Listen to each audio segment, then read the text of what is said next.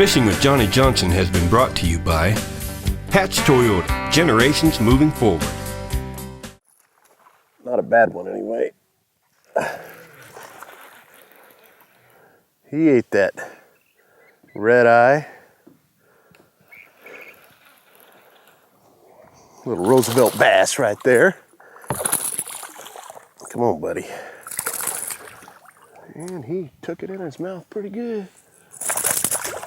Come on, come on. No hooks in my fingers, please. Oh man, that's not a bad looking little fish right there to get started with. We're throwing some rattle baits today here at Roosevelt Lake, and that's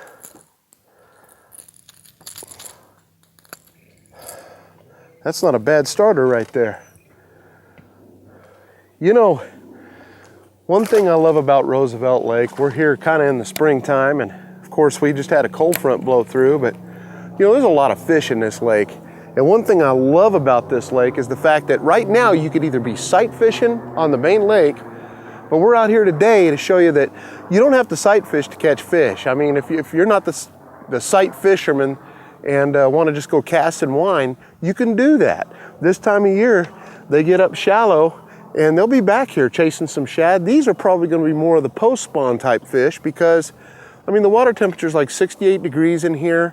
The water's real muddy, and we're fishing real shallow water. I mean, you know, they're here on these flats, and we're throwing today, you know, you can throw a rattle trap. This is a red eye. It's an awesome looking little bait. It's got a little chartreuse in it, and anything chrome or, like I said, imitate the shad. You can go with a chartreuse pattern, but you know, just experiment around and see what works well for you. I like to use about a 7.5 foot light tip rod for this so you don't lose the fish. You know, you put good Gamakatsu hooks on these things, and they're little hooks anyway, and even though we get a good bite in them and things like that, you don't want them shaking it loose because it is kind of a heavy bait. So I like to use a lighter tip, 7.5 foot, and a good you know, medium build rod. With this kind of fishing though, you want to be fishing like a 6.2 to 1, 7.2 to 1 reel, you know, up a higher gear ratio reels. That way you're reeling in a little faster and you don't have to really crank so fast to bring the bait in, because this bait's kind of made to go ahead and reel a little bit faster so you get good rattles out of it. As you can hear, we get good rattles out of these. It's a great search bait. It works year round.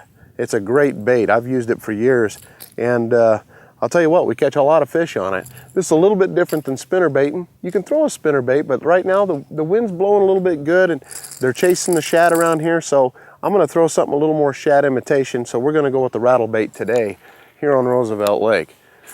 You know, and this lake's a lot of fun to fish, but the main thing is understanding where the fish are.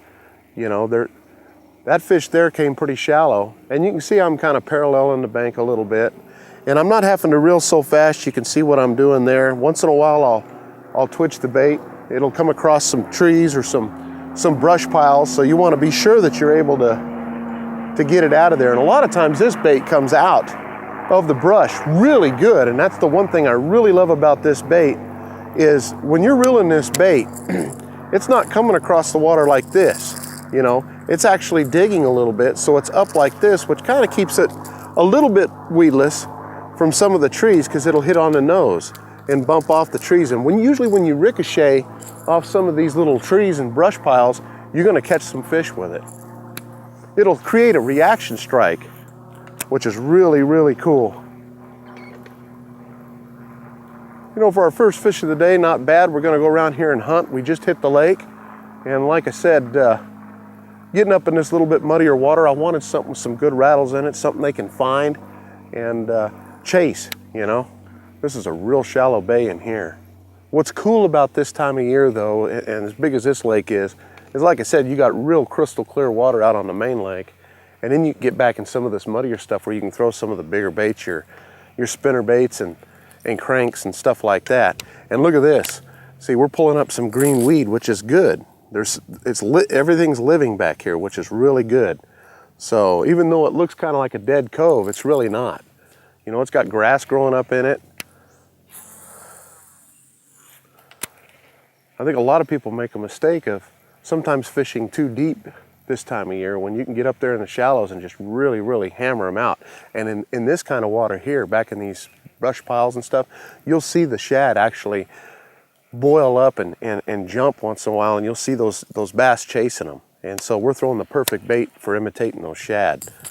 When they're chasing them shad, this is perfect. You can go with a little square bill crankbait if you get up in way shallow water, or, you know, there's all kinds of different baits you can throw, but we're gonna try this one for a little while and see what happens. You know, you wanna throw this on about 12-pound test line, and or 14, you know, depending on how big of trees you're in, you know, and they make these in different sizes. We're using actually the smaller one right now. You can actually, and the reason why I did that's because of that cold front going through, something a little more subtle, but you know, they see how good they're attacking this, and we might just go to the bigger one later just to see if they'll hit that. My right hand was going numb on me all the time. I really thought this was career ending for me. Then I found Dr. Michael Fitzmaurice. He looked at my hand, walked me through step by step of what was happening and what he needed to do. Minimal invasive hand surgery and instant relief. I was back to fishing in a week. Carpal tunnel and tennis elbow is no fun. I highly recommend Fitzmaurice Hand Institute. Call for your appointment today at Fitzmaurice Hand Institute. You don't have to live with the pain. Call toll-free 855-480-HANDS or visit fitzhand.com. Never fail when you hit a little brush pile or anything like that with these things, shake it off, pull it through, and maybe stop and pause it just for a second and start reeling again. That's how I caught that last fish, actually. I kind of got hung up in a little brush pile, and I ended up shaking it out and catching the fish.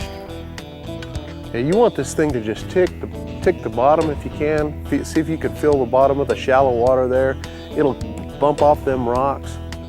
You know, this isn't one of those baits you throw out there and try to keep it on top of the water all the time. You're gonna get some grass. You're gonna tick it right through the grass, and they'll come out and get it. Got him. Got him. Oh, there's a better fish there. There, that's what I'm talking about. They're in here feeding big time. Look how he ate that crankbait. Look at that. It's all in his mouth. That's what I'm talking about right there. Come on. Come on. Oh, look at that. He ate that thing. You don't think they're hungry for that? I gotta get the pliers out for that bad boy. All right, we got it. If we don't hit the bank first. Nice fish. That's the thing, folks. You know, if you get in an area where it starts getting like it looks like it's really, really bad. Ooh, I gotta make sure I rose that motor up. We're in some real shallow water to catch these fish. And boy, he just frayed my line all up. But this is the kind of area these baits work. I just changed my color just to see, because we were in that real dark, muddy type water. I wanted something with a little chartreuse in it. It's got blue in it. And a couple casts later, catch the fish. So, you know, don't be afraid to change colors, because like I said, that chartreuse pattern works really good in muddy water. You know, I think it's important to understand that when you're throwing these kind of baits, that there's nothing wrong with changing your color patterns. If you're not getting bit, maybe you caught one. If you're not getting bit, try a different color pattern right off the bat. Oh! Changed my color up once again because we started getting into that. It's still dark water, but it's a lot clearer than the water we were in. Come on, buddy. Oh, not a bad looking fish. And it didn't take long to get bit. Oh, come here. Oh. I went to more of a shaddy type pattern. Good looking fish. I went to more of a shaddy type pattern, as you can see here, because the water is a little bit clearer up on the bank where we're fishing now in the area we're in. And so I wanted to go back to the shad pattern, because you can see the shad every once in a while, and they really have that silver tint to them right now. So that was only the second cast with this particular bait. But you know, and another thing I'm looking forward to is areas where I'm fishing shallower than 5 feet, you know. So I'm only trying to keep my bait shallow right now. And I think that's another thing that's real important for this kind of fishing. When you're burning your bait or bringing it across pretty fast, is those fish are up there feeding on them shad, and they'll get right up there on the bank. So you got to be kind of precise, and that's why I like to parallel the bank a lot. You know, I'll parallel the bank just so I'm right there where the fish are at. Keep it in the strike zone longer, you know. You got to experiment around a little bit with your retrieves too. Sometimes they want it real fast, sometimes they just want it a little bit slower, but it's something to experiment around with. And once you find it, you know, then you're golden. I make my living towing my boat from lake to lake, and I can tell you when it comes to quality, comfort, and reliability, the Toyota Tundra is the truck for me. And when you pair that up with the #1 Toyota Tundra dealer in Arizona, Hatch Toyota, you've got a winning combination. Stop by Hatch Toyota, take a test drive, and see for yourself why the Toyota Tundra is ranked #1 in my book. But be aware, you just might go home with the best truck you've ever owned. From Hatch Toyota, 1051 North Auto Mall Parkway in Shola. Yes, I got a giant. A giant. Oh! I barely got him hooked. Oh, come on, come let us see you. Please. That is a giant fish, folks. Look at that fish. He's a monster. Oh yeah.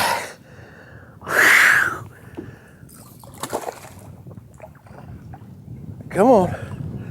Ooh, I barely got him hooked. Oh, I barely got him hooked.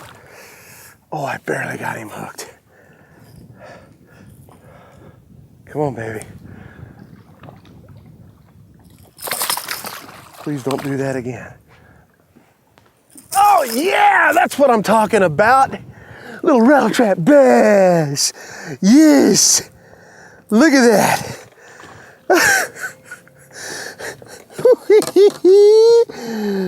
Oh my goodness. See if I can get this out of you without hurting you too bad in that corner of the mouth. Boy, I had this one in the meat of the mouth. Look at that beautiful fish.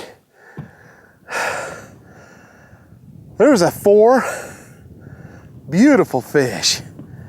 Oh my goodness. Nice looking bass right there. That's what you catch when you know they're chasing them shad, is fish like that. Gorgeous looking fish. Let her go. Man. And see, that's post spawn. You know what I'm saying? They're back here. The water temperature's actually moved up to around the 70s. See you, baby. Those are the kind of fish that you will catch on these baits, man, when they are chasing. And that's after a cold front. You know, they're really not busting the shad on the surface, but you know they're there, you know, because you see all the birds in the area and they're diving and coming in, and it's just finding those flat spots. I mean, he was in less than 2 feet of water. I mean, that's the whole ticket right there. Oh, that was fun. That was a lot of fun. You know, we've done a couple of change-ups with this bait. We've gone to a little bit clear, dirty water, what I call clear, dirty water. It's not like chocolate milk like it was back there where we caught the ones on the blue and chartreuse. But learning how to do that changing up a little bit is the way to catch fish on a regular basis. You know, I mean, you want to be able to change, and that's a real shad looking bait right there. And you can find these in all kinds of different makes and models, these rattle baits, you know. And this one's got a good rattle to it. It's got a bigger BB in it, you know. But without a doubt, trying to match that hatch a little bit really helps to try to catch some of these fish. But when you get in that real dirty water, that chartreuse just shows up so nice. You know, it's something you definitely want to think about throwing, for sure. Yeah, they're in this area.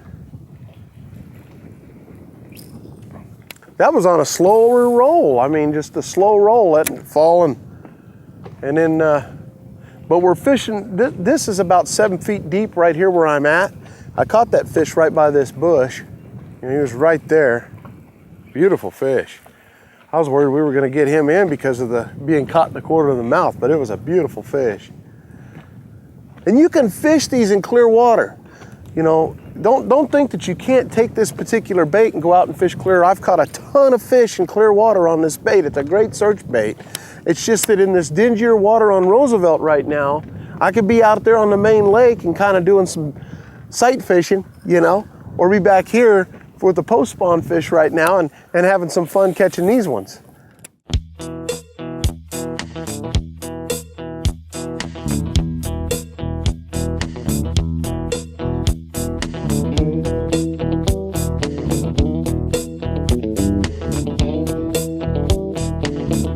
Have you been injured in an accident? Call Suzuki Law Offices today for your free consultation and speak to me. Do not talk to the insurance company. The insurance company is not your friend. They're trying to work what's in their best interest. At Suzuki Law Offices, we're here to work for what's in our client's best interest. Call Suzuki Law Offices for your free consultation, and we will aggressively fight for you. We don't get paid until our clients get paid. Call Suzuki Law Offices and see the difference.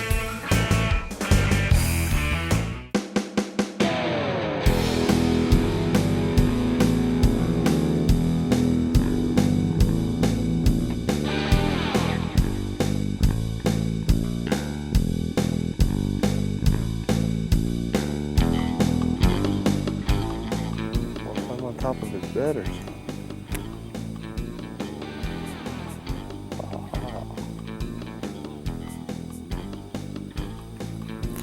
Got him! He went for that big old crawdad! Oh, I lost him! Did you see the size of that fish?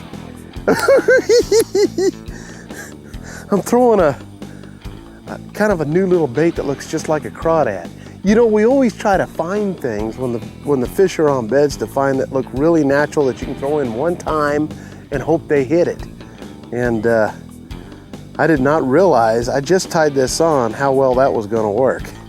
But that little bait right there, anything that looks like a good little crawdad, works really good. Unbelievable. That was a nice fish. He went right over there and took it.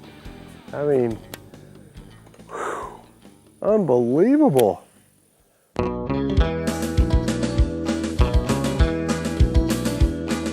Hey folks, for my tip of the week, one thing that I like to do is change my hooks. And I like to go to the Gamakatsu hooks. And when you have to change a hook on these, one thing that'll help you, especially with tight O-rings like we have here, is start your hook that you're gonna pull off, and right behind that, start your other hook instead of waiting. It sure saves you a lot of time. And just bring them across, just like so. And as the other one's coming off, the other one's going on. And that saves you a lot of grief from having to try to open that split ring up again, because it gets tougher and tougher the smaller these things get. So you want to be able to, without a doubt, pull the other one off as you're circling the other one around. We pulled the old one off that we actually broke the hook off of, and we got the other one on, just like so. Got him. Jerkbait fish. Oh, he's not a giant, but he is a fish. By golly, we got us a jerkbait fish. Oh, is that a fish or a minnow? Come on, little guy. Look at that little fish. You know, when you get out here to this clear water, another great search bait is, of course, the jerkbait. And, boy, he's just a little guy. But you get out here and you get the breeze blowing, you can't sometimes beat a jerkbait. Even in late April, it works just great. The deal is with a jerkbait, you know, they make all kinds. This, of course, is the pointer minnow, but I got a little green in this one. Clear green, kind of imitate the perch. But I'll tell you this much, this bait catches a lot of fish, and you can go out there when the wind's blowing and catch a lot of fish on this bait. But early in the spring, early in the spring, when the water's in its 50s, this works great as well. But your cadence needs to be a lot slower. You'll throw it out there, you'll maybe twitch it, pause, twitch, pause, you know, and give it a slow pause. And as the water temperature comes up like it is now, keep the bait coming a little bit more. Keep the bait coming a little bit more, and you'll be more successful with it and catch a lot of fish on it normally. Well, I'll tell you what, we've had a good time on the show today. You know, pick yourself up definitely some rattle traps of some sort, a rattle bait. And I'll tell you what, this thing's an awesome lure. And especially when you don't have cold fronts blowing through and they're really chasing the shad, that's a pretty awesome bait right there. Pick up a fish clipper, that'll keep your hooks from getting into your carpet, into your pants, for your non-boater, of course. And of course, it's got the little rubber grip in there so it don't hurt your rods. Kind of keeps them nice, especially when you put them in the rod locker. Thanks for joining us on the show today. We'll see you next week. I'm Johnny Johnson. That's what I'm talking about.